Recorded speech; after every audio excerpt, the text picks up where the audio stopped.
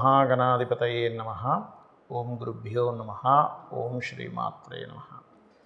అరుణాం కరుణాతరంగితాక్షీం ధృతపాశాంకుశపుష్పబాణచాపాం అనిమాదిభిరావృతాం మయూకైః అహమిత్యేవ విభావయే భవానీం. శ్రీమాత్రే నమః. ప్రేక్షకులకి లలితాంబిక అమ్మవారి యొక్క అనుగ్రహం పరిపూర్ణంగా కలగాలని మనస్ఫూర్తిగా కోరుకుంటూ మనం ఈరోజు రవి యొక్క మార్పు మనకి ఆగస్టు 17వ తేదీ నుంచి సెప్టెంబర్ 16వ తేదీ వరకు రవి సింహరాశిలో తన ఓన్ హౌస్లోకి వెళ్తున్నాడు. కేతుతో కలిసి కూడా ఉన్నాడు. ఇది చాలామందికి మంచి ఫలితాలు ఇస్తుంది, అందులో ఎటువంటి సందేహం లేదు. కాకపోతే ఏదైనా మీ యొక్క మహాదశ అంతర్దశల్లో గనక రవి బాగోనట్లయితే మీకు రవి మీ జన్మజాతకంలో అంత బలహీనంగా ఉన్నట్లయితే మహాదశ అంతర్దశానాథుడు రవి ద్వారానే ఎఫెక్ట్ అయ్యే జాతకాలు ఉంటే తప్పితే ఈ ఇబ్బంది ఏమి ఉండదు. అయితే ఇక్కడ నేను ఎక్కడైనా నెగిటివ్ రిలేటెడ్ సంబంధించిన ఏమైనా వచ్చినప్పుడు నేను చెప్పినప్పుడు అది పరిహారం చేసుకుంటే క్లియర్ అయిపోతుంది, దానికి టెన్షన్ పడాల్సిన అవసరం లేదు. సూర్య అనుగ్రహం కోసం సూర్య నమస్కారం అంటే సూర్యుడిని నమస్కార ప్రియుడు అంటారు. సూర్య భగవానుడిని నమస్కరించుకుంటే చాలా తగ్గిపోతుంది. అయితే ఇక్కడ ద్వాదశ లగ్నాల వారికి లగ్నం తెలియని వారు రాశి చూసుకోండి. ఇక్కడ ఏమీ కన్ఫ్యూజన్ లేదు. లగ్నం తెలిస్తే ఫస్ట్ ప్రియారిటీ లగ్నానికి ఇవ్వండి. లేదండి మాకు లగ్నం తెలియదు రాశి, హ్యాపీగా రాశి చూసుకోవచ్చు. అయితే ఈ యొక్క విషయాలు చెప్తుంది నేనైనప్పటికీ కూడా చెప్పిస్తుంది సాక్షాత్ లలిత అమ్మవారిగా భావిస్తూ ఒక్కొక్క లగ్నము లేదా రాశి గురించి మనం తెలుసుకుందాం. ముందుగా మేష లగ్నము మేష రాశి చెప్పాను కదా, క్లారిటీ ఇచ్చాను కదా, ఏది తెలుస్తే అది తీసుకోండి అని. అలాగే ఇక్కడ మీకు 4వ స్థానంలో ఉన్నాడు ప్రస్తుతం రవి భగవానుడు, అంటే సూర్య భగవానుడు. సూర్యుల్లోనే అందరూ ఉంటారని చెప్తూ ఉంటారు. భానుమండల మధ్యస్థ భైరవి భగవాన్ని అంటే అమ్మవారు ఉంటుంది, వీళ్ళందరూ ఉంటారు. అయితే ఇక్కడ సూర్యుడిని మనం ఆగస్టు 17వ తేదీ నుంచి పంచమంలో మేషం నుంచి అంటే మీ లగ్నం నుంచి పంచమంలో సంచరిస్తుంటాడు. పంచమంలో సంచరించే సూర్య భగవానుడు మేషం వారికి రాజకీయ పరంగా, సంతాన పరంగా, పేరు ప్రఖ్యాతుల పరంగా మంచి యోగాన్ని ఇస్తాడు, అందులో ఎటువంటి సందేహం లేదు. కాకపోతే ఎంతైనా కానీ సూర్యుడు ఆయన ఏంటంటే ఆత్మాభిమానానికి, పేరు ప్రఖ్యాతులకి, రెస్పెక్ట్ఫుల్ లైఫ్ కారకుడు. ఆయన పంచమంలోకి వెళ్తున్నందుకు ఈ యోగాలను ఇస్తుంటాడు. ధనపరంగా కూడా యోగాన్ని ఇస్తాడు. ఇక్కడ చెప్పాలంటే పంచమం కూడా ధనమే చెప్పాలంటే, మూలధనం అంటే తండ్రి ద్వారా, గురువు రవి తండ్రికి కారకుడు కాబట్టి తండ్రి ద్వారా ధనయోగం ఇవన్నీ ఇస్తూ ఉంటాడు. కాకపోతే ఒక్కొక్కసారి మనం చూడండి, అక్కడ ఉద్యోగంలో మనకి రెస్పెక్ట్ తగ్గినా లేకపోతే మనకు వాల్యూ లేదనుకున్నా మనం అక్కర్లేదు ఇంకోటి చూసుకుందాం అనే ఫీలింగ్లోకి వెళ్ళిపోతాం. కాబట్టి సన్ స్ట్రాంగ్గా మీ జాతకంలో ఇంకా స్ట్రాంగ్గా ఉన్నాడు. ఇప్పుడు సన్ వచ్చేసి 5th హౌస్లోకి వచ్చాడు. అప్పుడు ఏమవుతుందంటే ఇది నాకు ఇక్కడ రెస్పెక్ట్ లేనప్పుడు మనం ఎందుకు చేయాలి డబ్బుల కోసం? ఇంకో దగ్గరికి కావాలంటే ఇంకో 10,000 తక్కువ ఉన్నా పర్లేదు, నేను రెస్పెక్ట్ దొరికే దగ్గర ఉద్యోగం చేస్తాను అనేటువంటి విషయాన్ని ఇక్కడ క్రియేట్ చేస్తాడు సూర్య భగవానుడు, గుర్తుపెట్టుకోండి. అలాగే మరొక విషయం ఏంటంటే ఇక్కడ ఈ యొక్క సూర్యుడు ఎప్పుడైతే పంచమంలో ఉంటాడో కొంతమందికి ఐవీఎఫ్లు, ఐఓఎల్ చేయించుకుని ఉంటారు. అటువంటి విషయాల్లోని మిత్రులతో సహకారం రావడము, అదేవిధంగా రాజకీయంగా బాగుండడము, ఇటువంటి ఫలితాలు ఖచ్చితంగా జరుగుతాయి. కాకపోతే ఎంతైనా కేతు ఉన్నాడు కదా, కేతు ఉన్నందుకు ఈ నెలంతా మీరు కనుక సూర్య ఉపాసన చేయగలిగితే అంటే ఆ నెలంతా కూడా సూర్యుడికి అర్ఘ్యం వదలడము, ఆదిత్య హృదయం చదవడము, సూర్యుడి పేరు మీద ఏదైనా హోమం చేయించుకోవడము, గణపతిని సూర్య భగవానుడిలో ఉన్నాడని భావిస్తూ చేయడం. ఎందుకంటే ఉపాసనా యోగం పట్టింది మీకు పంచమ స్థానంలో రవికేతువులు ఉన్నందుకు.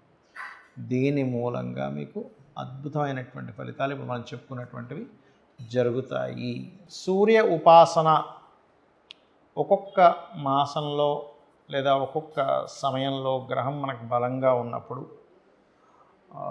ఆ ఉపాసన అంటే మీ లగ్నం నుంచి ఎవరైతే ఆ పంచమాధిపతి అవుతారో ఆ సమయంలో చేసే ఉపాసన అద్భుతమైనటువంటి ఫలితాలు ఇస్తుంది, గుర్తుపెట్టుకోండి. అందులో ప్రధానంగా మనకి శాస్త్రాల్లోని వేదంలోని చెప్పినటువంటి అంశం ఏమిటి అంటే ఆరోగ్యం భాస్కరాదిత్య. మనకేం కావాలండి? అనారోగ్యం లేకుండా ఆరోగ్యంగా ఉంటే చాలు. ఆరోగ్యమే భాగ్యం అంటూ ఉంటారు.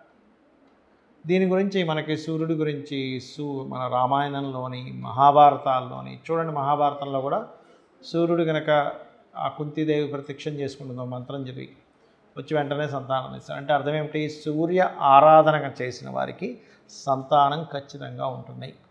సూర్య ఆరాధన చేసిన వాళ్ళకి పేరు ప్రఖ్యాతులు వస్తాయి. ప్రమోషన్స్ రావట్లేదు, సూర్య ఆరాధన చేయండి. అదేవిధంగా నేమ్ అండ్ ఫేమ్ రావట్లేదు, సూర్య ఆరాధన చేయండి. అంటే చాలామందికి సందేహం, ఆరాధన అంటే ఏం చేయాలి? ఎందుకంటే చాలామందికి ఈ తెలుగు టర్మినాలజీ తెలియకపోవడం వల్ల కూడా ఆరాధన అంటే ఏం చేయాలండి అని అడుగుతుంటారు. ఆరాధించడం అంటే ఏమిటి? మనం చిన్నపిల్లల్ని ముద్దు చేస్తాం, లేకపోతే ఒక గురువు గారి మీద ఇంట్రెస్ట్ ఉన్నప్పుడు ఆ గురువుని చాలా జాగ్రత్తగా మనం మా గురువు గారు అండి అనే ఫీలింగ్లోకి వెళ్తూ ఉంటాం. అలాగే మనకు బాగా ఇష్టమైన వ్యక్తిని ప్రేమగా చూసుకుంటాం. ఇక్కడ ప్రేమ ప్లేస్లో భక్తి అనేటువంటిది ఉంటుంది. అంటే స్వామి నీ వలనే కదా ఈ సమస్త లోకాలు వెలుగుతున్నాయి. అంటే మనం సైన్స్లోకి వెళ్తే ఇంకా సూర్యుడి కంటే చాలా పెద్ద పెద్ద ఉన్నాయి, ఇవన్నీ వింటాం. బట్ మనకున్నటువంటి పరిధిలో ఈ నవగ్రహాలు, ఈ భూమి, వీటికి ఇచ్చేటువంటి సూర్యభగవానుడే కదా. కాబట్టి ఆ రకంగా సూర్య ఆరాధన చేసేటప్పుడు అందులో ముఖ్యంగా ఈ 17 ఆగస్టు నుంచి 16 సెప్టెంబర్ వరకు నెల రోజుల పాటు సూర్యభగవానుడు తన ఓన్ హౌస్లో ఉంటాడు.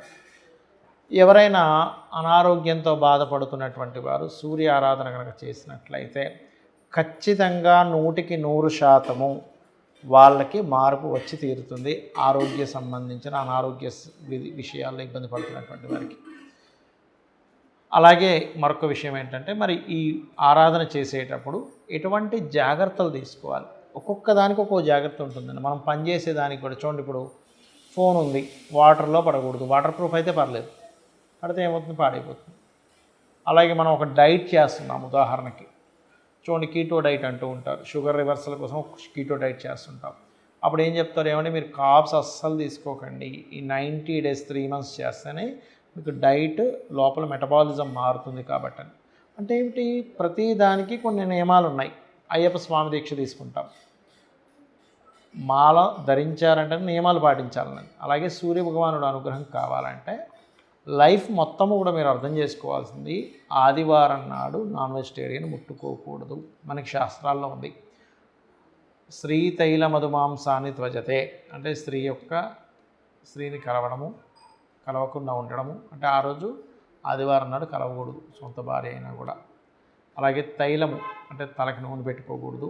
మధువు మాంసము ఆదివారం నాడు స్వీకరించకూడదు అని చెప్తుంది శాస్త్రం. ఎందుకు అంటే ఇక్కడ శుక్ర సంబంధించిన, శని సంబంధించిన కార్యక్రమాలు మనం చేస్తున్నాం. దానివల్ల శుక్రుడు శయాసౌఖ్యానికి కారకుడు, సూర్యుడికి వ్యతిరేకమైనటువంటి ఎనర్జీ అది. నూనె శనికి సంబంధించింది, మధువు మాంసం కూడా శనికి సంబంధించినవి. వధ కదండి, మాంసం తింటున్నాం అంటే ఏమిటి? అక్కడ ఒక ప్రాణిని చంపేసి తింటున్నాం. కాబట్టి మధు అంటే ఒక మత్తు ఎక్కించేది, సూర్యుడేమో వెలుగు కారకుడు.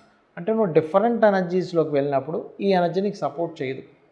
ఎలా అయితే మనం పథ్యం చేయాలంటారు, కొన్ని ఆయుర్వేదంలో ఉంటుంది, మీరు ఇవి తినకండి, ఈ వంకాయ తినకండి, ఆలుగడ్డ తినకండి, ఇది ఆ ఔషధం వాడేటువంటి వారికి. ఆ రకంగా కనుక మీరు చూసుకున్నట్లయితే అప్పుడు మీరు ఈ జాగ్రత్తలు తీసుకోవాలి. అయితే ఈ 30 రోజులు కూడా బ్రహ్మచర్యం పాటించడము, అదేవిధంగా ఎవరైతే సూర్య ఉపాసన చేస్తుంటారో వాళ్ళు ప్రత్యేకంగా నాన్ వెజిటేరియన్ తినకుండా ఉండడం, మరియు మధు తీసుకోకుండా ఉండడం చేయాలి. ముఖ్యంగా ఈ నెల రోజుల పాటు మీరు అంటే సూర్యుడిని ఆరాధించాలనుకుంటున్నానండి, పేరు ప్రఖ్యాతలు రావట్లేదు, ప్రమోషన్స్ రావట్లేదు, లేనట్లయితే మాకు, ఎందుకంటే సూర్యుడు ఒక్కొక్క రాశిలో ఇచ్చే ఫలితానికి తన ఓన్ హౌస్లో ఉన్నప్పుడు ఇచ్చే ఫలితం చాలా అద్భుతంగా ఉంటుందండి. మీరు చూడండి, ఇది గోచార పరంగా కూడా ఎలా పనిచేస్తుందంటే, మనకి ఇప్పుడు ప్రస్తుతం ఈ సంవత్సరం విశ్వవసునామ సంవత్సరానికి రవి అధిపతి ఆయన ఓన్ హౌస్లోకి వస్తున్నాడు. అంటే రాజకీయ నాయకులకి, రాజకీయ పరంగా లేనట్లయితే రాజులకి ఒక నేమ్ అండ్ ఫేమ్ రావడానికి, అలాగే కొంతమంది మార్పు చెందడానికి కూడా సహకరిస్తుంది. అదేవిధంగా మనకి గురువు కూడా నెక్స్ట్ ఒక 1-2 monthsలో కర్కాటకంలోకి వస్తాడు. అయితే ఈ రవి ఇందులోకి వచ్చినందుకు ఈ గోల్డ్ రిలేటెడ్ సంబంధించిన దాంట్లో అంటే ఆగస్టు 17కి మారుతున్నాడంటే ఆగస్టు 17 కంటే ముందు నుంచి కొద్దిగా దాని యొక్క చేంజెస్ వస్తూ ఉంటుంది. అంటే ఎట్లాగా ఆ కాంబినేషన్ ఏం చేస్తుందంటే కొంచెం గోల్డ్లో యాక్చువల్గా అయితే మనకి గడిచిన 6-7 నెలల నుంచి విపరీతంగా పెరిగిపోయింది. 60-70 వేలు ఉండేటువంటిది కాస్త ఒక్కసారిగా 1,00,000కి చేరుకుంది. అక్కడ ఫ్లక్చువేట్ అవుతుంది. కానీ ఎప్పుడైతే కొంచెం August first week second week నుంచి పెరగడం స్టార్ట్ అవుతుంది స్లోగా. అదొక 1 మంత్ 45 డేస్ ఉంటుంది దాని పీరియడ్. అంటే రవి కనుక పూర్తిగా సింహరాశిలోకి వెళ్ళినప్పుడు మళ్ళీ కొంచెం అప్ అవుతుంది. మళ్ళీ రవి కనుక కన్యారాశిలోకి వెళ్ళిపోయాడు మళ్ళీ అక్కడ ఆగిపోద్ది.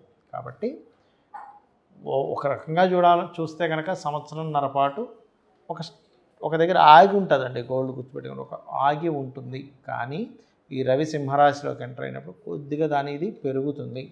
అదేవిధంగా కర్కాటకంలో గురువు వస్తున్నాడు. సిల్వర్ రేట్ బ్రహ్మాండంగా పెరుగుతుంది అక్టోబర్ నవంబర్ మాసాల్లో.